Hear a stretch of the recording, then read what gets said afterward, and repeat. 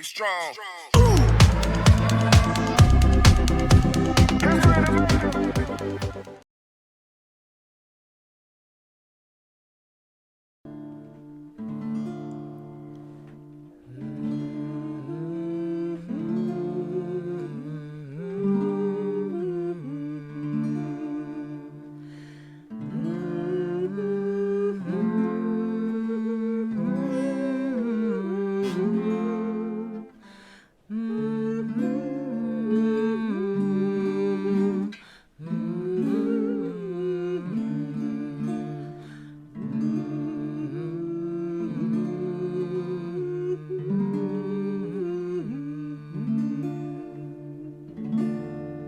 Nad njima zaista bijaše šuma, i to baš šumska uvala na međi dvaju sela i dvaju kotara.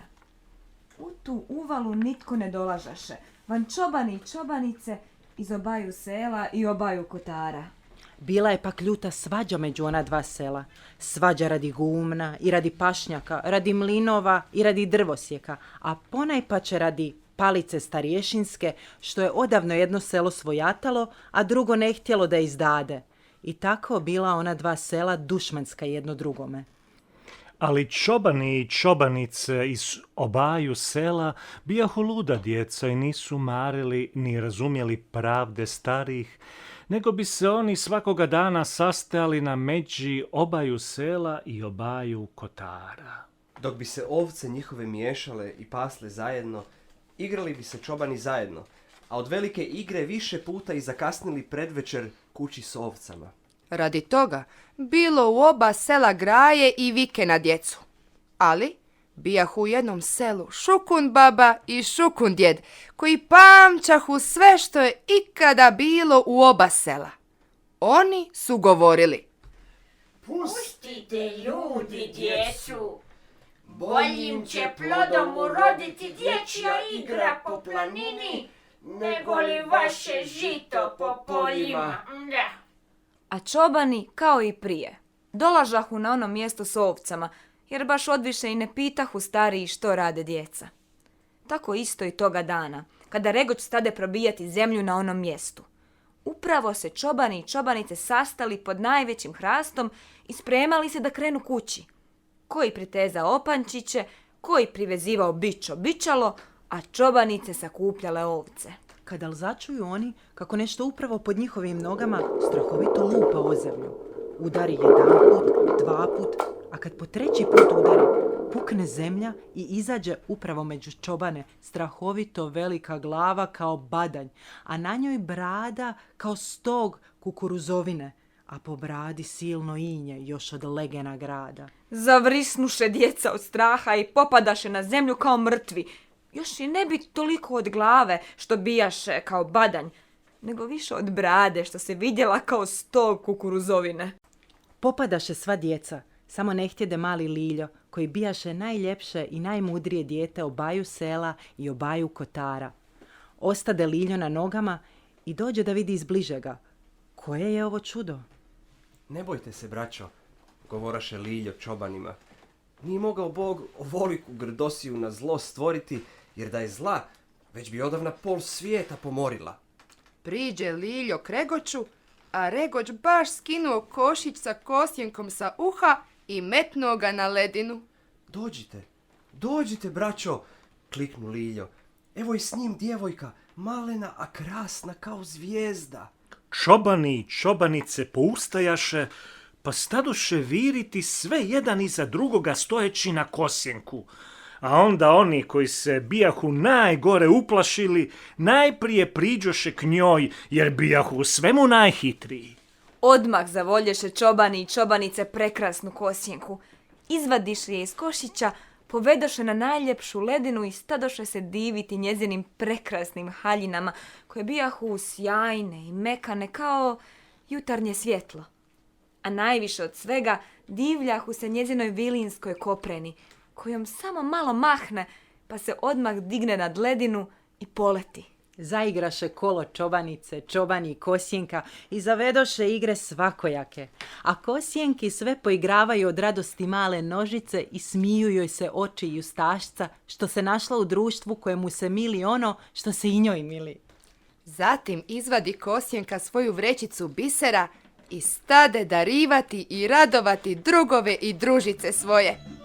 Odbaci onaj jedan biserak i stvori se među njima drvce, a na drvcu šarene vrpce, svilene maramice i crveni džerdani za čobanice.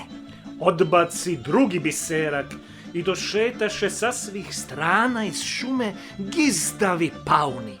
Došetaše, prošetaše, poletješe i prosipalo se po ledini sjajno perje, te se cakli sva ledina. A čobani zakitiše perjem kape i prsluke. Još jedan biserak odbaci Kosjenka i stvori se o jednoj visokoj grani zlatna njihaljka na svilenim konopcima. Kad se ljuljaju čobani i čobanice, tada njihaljka leti i spušta se tako visoko kao lastavica, a tako tihano kao duždeva galija. Djeca cikću od radosti, a Kosjenka baca sve biserak za biserkom i ne misli da bi ih trebalo sačuvati, jer Kosjenka ništa na svijetu nije voljela toliko koliko krasne igre i mile pjesmice. Tako potroši ona baš sve i do posljednjeg zrnca, a Bog zna gdje bi joj moglo doskora trebati, i njoj i čobanima. Nikad više neću od vas otići, klicaše radosno Kosjenka, a čobani i čobanice pljeskahu u ručice i bacahu uvis kape od veselja kad ona to reče. Samo Liljo ne bijaše pošao za njima da se igra, jer bijaše danas nešto nujan i neveseo. Ostao je nedaleko Regoča i odande promatrao kako je prekrasna Kosjenka i koliko čudesa stvara po ovoj dubravi. Međutim, bijaše Regoč izašao iz svoje rupe. Izašao i podigao se među drvećem šumskim. A kad tamo njegova glava viri iznad čitave stoljetne šume, tako strahovito velik bijaše orijaš Regoč. Ogleda se Regoč preko šume po ravnici. A ono bijaše sunce već zapalo, a nebo bijaše vrlo rumeno. U ravnici vidjela se 2 zlatna polja kao 2 zlatne marame, a u poljima 2 sela kao 2 bijela goluba. Tamo pak podalje od obaju sela tekla silna voda zlovoda, a sve uz vodu bijahu podignuti nasipi koji su zelenjali od trave. Po nasipima vide se stada i pastiri. Ej, zaista, reče Regoč, u što sam boravio 1000 godina u Legenu, u onoj pustoši, kad na svijetu ima ovakove divote. Tako se svidjelo Regoču gledati po ravnici, da je samo desno i lijevo okretao svoju glavu veliku kao badanj, te se ona kao ogromno strašilo zibala nad šumom. Ali ga doskora Liljo zovnu. Sjedni, bača, da te ne opaze seoske starješine. Regoč sjedne i njih dvojica stadoše razgovarati, te Liljo pričaše Regoču radi čega je danas tako žalostan. Veliko će se zlo još večeras dogoditi, reče Liljo. Slušao sam gdje se noćas starješine našeg sela dogovarahu govoreći: hajdemo da provrtamo nasip vode zlovode. Voda će proširiti rupu, nasip će se provaliti, voda će udariti u dušmansko selo, potopit će ljude, žene, polja i groblje i izravnat će se voda nad njima, pak će biti more gdje bijaše prije selo dušmansko. A naša su polja viša i selo na uzvisini, pak nam ništa biti neće. Tako se dogovarahu. A onda zaista odoše i ponesaše veliki svrdao, te tajno u noći provrtaše nasip.